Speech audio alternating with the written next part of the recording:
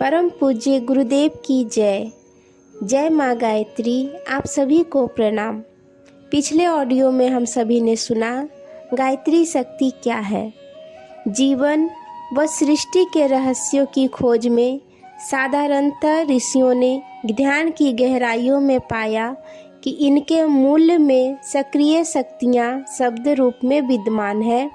आदि शक्ति का साक्षात्कार 24 अक्षरों वाले मंत्र के रूप में हुआ, जिसका नाम इसकी प्राण रक्षक क्षमता के कारण गायत्री पड़ा।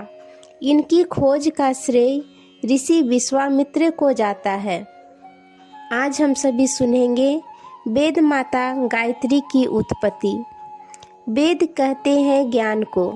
ज्ञान के 4 भेद हैं, ऋग, यजु, साम और अथर्व।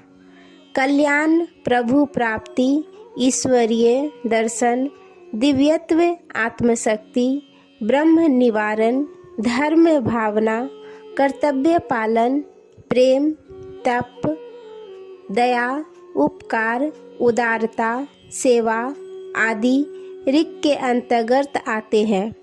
पराक्रम, पुरुषार्थ, साहस, वीरता, रक्षा, आक्रमण, नेतृत्व, यश, विजय, पद, प्रतिष्ठा, यह सब यजु के अंतर्गत आते हैं।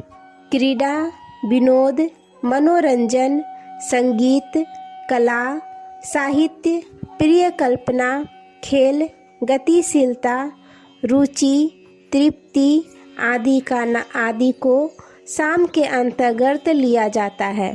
धन, वैभव, वस्तुओं का संग्रह, शास्त्र, औषधि, अन्न, वस्तु, धातु, ग्रह, वाहन आदि सुख साधनों की सामग्रियां अथर्व की परिधि में आती है।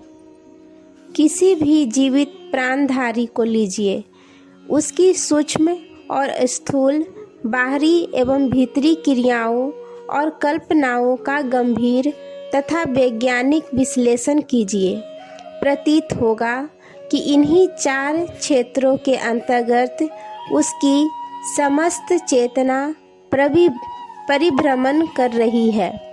ऋग कल्याण, यजु पौरुष, साम क्रीड़ा, अथर्व अर्थ।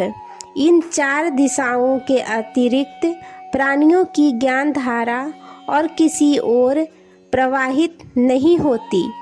ऋग को धर्म, यजु को मोक्ष, साम को काम, अथर्व को अर्थ भी कहा जाता है। वेद शब्द का अर्थ है ज्ञान।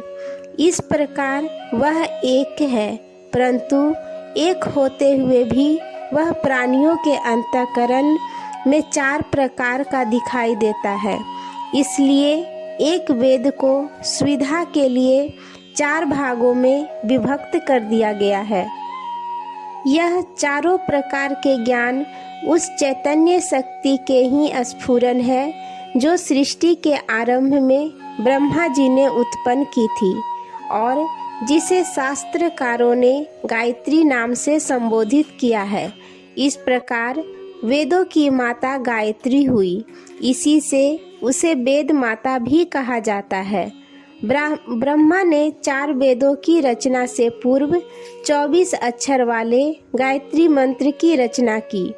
इस एक मंत्र के एक एक अक्षर में सूक्ष्म तत्व समाहित है, जिनके पल्लवित होने पर 4 वेदों की शाखा प्रशाखाएं उद्भूत हो गई। गायत्री मंत्र के 24 अक्षरों से इसी प्रकार वैदिक साहित्य के अंग प्रत्यंगों का प्रादुर्भाव हुआ। गायत्री सूत्र है तो वैदिक रचनाएं उसकी विस्तृत व्याख्या है। आज के लिए यहीं तक। आप सभी को धन्यवाद। जय माँ गायत्री।